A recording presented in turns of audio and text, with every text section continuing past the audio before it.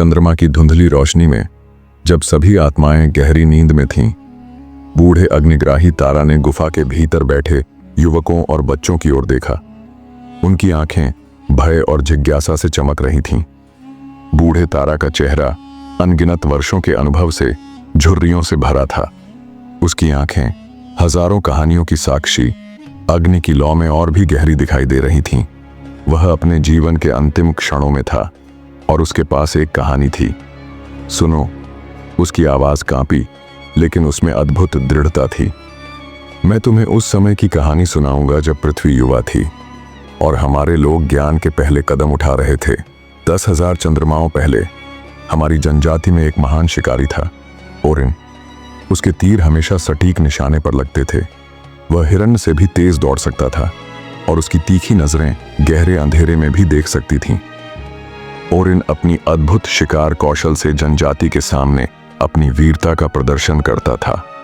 हर शिकार के बाद वह गर्व से अपनी छाती फुलाकर अपने हथियारों को ऊपर उठाता और उसके चेहरे पर एक अहंकारपूर्ण मुस्कान होती थी।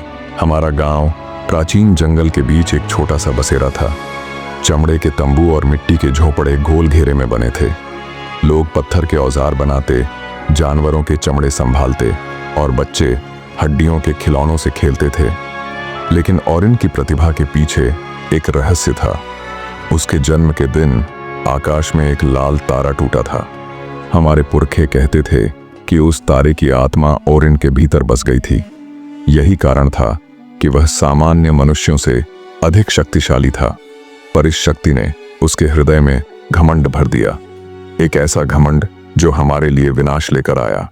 एक कठोर सर्दी के मौसम में जब भोजन दुर्लभ था और हमारे बच्चे भूख से बिलख रहे थे, ओरिन ने एक साहसिक घोषणा की।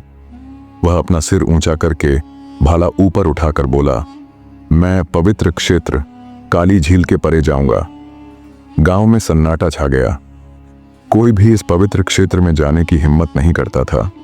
हमारे बुजुर्ग कहते थे कि वहां प्रकृति की शक्तियां निवास करती हैं जो हमारे और शिकार के बीच संतुलन बनाए रखती हैं। ओरिन की मां, हमारी जनजाति की सम्मानित ज्ञानवती सारी ने अपने बेटे का हाथ थामा। उसकी आंखों में चिंता और प्यार था। बेटा, उसने भावुक स्वर में कहा, प्रकृति के नियम तुम्हारे घमंड से कहीं बड़े हैं। ज्ञान से बड़ा कोई हथियार नहीं है। वापस लौट आओ इस विचार से। पर ओरिन हंसा। उसकी हंसी में अहंकार था। मुझ में तारे की शक्ति है। मुझे तुम्हारी पुरानी मान्यताओं से डरने की क्या जरूरत। मैं अपनी ताकत से नए इतिहास की रचना करूंगा। अगली सुबह सूर्य निकलने से पहले ओरिन अपने शिकार के हथियार लेकर चुपचाप निकल गया। उसने अपनी प्रेमिका लूना को भी साथ ले लिया, जिसकी आंखें चांदनी जैसी चमकती थीं। लूना के चेहरे पर चिंता के भाव थे, पर वह ओरिन को अकेले नहीं छोड़ सकती थी। काली झील शांत और रहस्यमय चांदनी में चमक रही थी। उसके किनारे पर पुराने वृक्ष और अजीब आकार की चट्टानें थीं। लूना ने ओरिन का हाथ कसकर पकड़ लिया, जैसे महसूस कर रही हो कि वे अदृश्य सीमा पार कर रहे हैं। पवित्र क्षेत्र में प्रवेश करते ही वातावरण बदल गया। पेड़ों की शाखाएं अजीब आकारों में मुड़ी हुई थीं और हवा में एक अलौकिक स्पंदन था। लूना के शरीर में कंपी दौड़ गई, जबकि ओरिन बेखौफ आगे बढ़ता गया। क्षेत्र के अंदर उन्होंने अद्भुत जानवरों को देखा। विशालकाय हिरण जिनके सींग आकाश को छूते थे, भारी सींग वाले बाइसन और पत्थर जैसे मजबूत हाथी। ये प्राणी अलौकिक प्रकाश में शांतिपूर्वक चल रहे थे और इनकी आंखों में लालच की चमक आई। देखो लूना, वह भाव विभोर होकर कहा, कितना मांस है। हमारे लोग महीनों तक भूखे नहीं रहेंगे। और देखो, कोई अदृश्य आत्मा नहीं है जो मुझे रोक सके। लूना ने अपने प्रेमी का हाथ खींचा। उसकी आंखें याचना से भरी थीं। ओरिन, प्लीज, ये जगह अलग है। यहाँ के प्राणी पवित्र हैं। हमें वापस चलना चाहिए। लेकिन ओरिन ने उसकी बात अनसुनी कर दी। उसने अपना धनुष तान लिया और पहला तीर छोड़ दिया। तीर हवा को चीरता हुआ एक विशाल हिरण के दिल में जा धंसा। जानवर ने एक दर्दनाक आवाज निकाली और धरती पर गिर पड़ा। एक के बाद एक ओरिन के तीर निशाने पर लगते गए। हर शिकार के साथ उसका अहंकार और बढ़ता गया। वह जानवरों के शवों के ऊपर खड़ा होकर विजय के भाव से चिल्लाया, देखो मेरी शक्ति, मेरे सामने प्रकृति भी झुक गई है। लूना अपने हाथों से अपना चेहरा ढककर रो पड़ी। उसे महसूस हो रहा था कि वे कुछ अनमोल और पवित्र को नष्ट कर रहे हैं। अचानक धरती कांपने लगी। आसमान में सूरज गायब हो गया, जैसे किसी विशाल अंधेरे ने उसे निगल लिया हो। काली झील से काला धुआं उठने लगा, आकाश की ओर एक विशाल स्तंभ के रूप में घुमड़ता हुआ। धुएं से एक आकृति बनने लगी, काली छाया, हमारे पूर्वजों द्वारा वर्णित वही प्राचीन आत्मा, संतुलन की रक्षक। उसकी आंखें अथाह गहराई की तरह थीं, जिनमें झांकना मौत को निमंत्रण देने जैसा था। छाया ने ओरिन की ओर देखा और एक ऐसी आवाज में बोली जो हजारों तूफानों की गड़गड़ाहट जैसी थी, तूने मेरे क्षेत्र को अपवित्र किया है मनुष्य। तूने उन प्राणियों का जीवन लिया है जिन्हें जीने का अधिकार था। तेरे पूर्वजों ने प्रतिज्ञा की थी और तूने उसे तोड़ा है। ओरिन अपने भय को छिपाते हुए अपना आखिरी भाला तान कर बोला, मुझे तुमसे डर नहीं लगता, मैं तारे का पुत्र हूं। उसने अपना भाला काली छाया की ओर पूरी ताकत से फेंका। भाला छाया से होकर बिना किसी प्रभाव के पार हो गया, जैसे वह धुएं से बनी हो।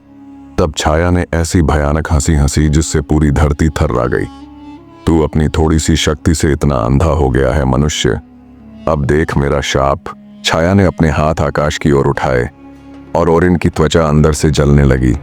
उसके शरीर से प्रकाश फूटने लगा, जैसे उसके भीतर का तारा फट रहा हो। ओरिन की चीख इतनी भयानक थी कि आज भी वह तूफानी रातों में गूंजती है। छाया के शब्द ओरिन के दर्द के बीच भी साफ सुनाई दे रहे थे। जिस घमंड से तूने प्रकृति के नियमों का उल्लंघन किया, वही तुझे खा जाएगा। तू और तेरे लोग हमेशा मेरे अंधेरे से डरेंगे, क्योंकि मैं हमेशा वहीं रहूंगी जहां प्रकाश नहीं पहुंच सकता। और इनके शरीर से प्रकाश फूटता रहा जब तक कि वह एक खाली खोल न बन गया, जीवन रहित और खोखला। लूना डर और प्रेम से भरी उसकी ओर दौड़ी, पर बहुत देर हो चुकी थी। अचानक ओरिन के खोखले शरीर से एक काली आत्मा निकली, उसका अपना अंधकार, जो दहाड़ती हुई वहां से भागी। छाया ने लूना की ओर देखा, उसकी आवाज अब थोड़ी नरम थी।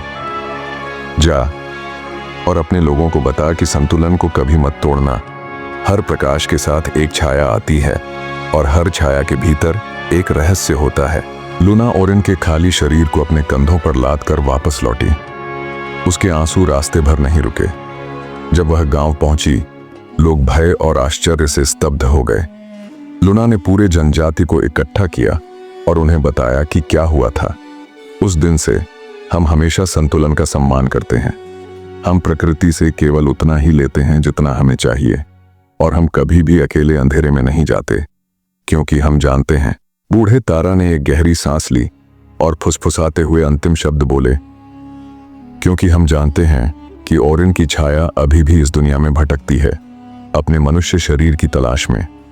वह हर उस व्यक्ति को दिखाई देती है जो घमंड से भरा होता है।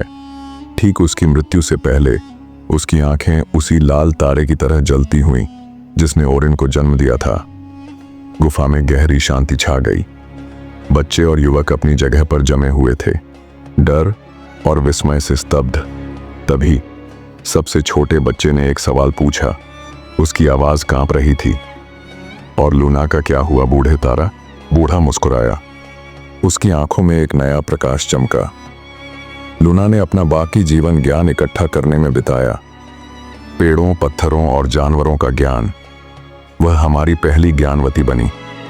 उसने हमें सिखाया कि असली शक्ति घमंड में नहीं, बल्कि ज्ञान और विनम्रता में है।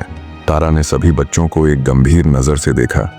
और याद रखो मेरे दोस्तों, जब कभी तुम अपने आप को बहुत शक्तिशाली समझो, जब तुम्हारा घमंड तुम्हारे विवेक पर हावी हो, तब अंधेरे में एक बार जरूर देखना, क्योंकि शायद, सिर्फ शायद, तुम ओरिन की छाया को देख सकते हो, जो तुम्हें याद दिलाने आई है कि हम प्रकृति के खिलाफ नहीं बल्कि उसके साथ जीते हैं। संतुलन एक बार टूटने पर किसी भी कीमत पर वापस बनता है।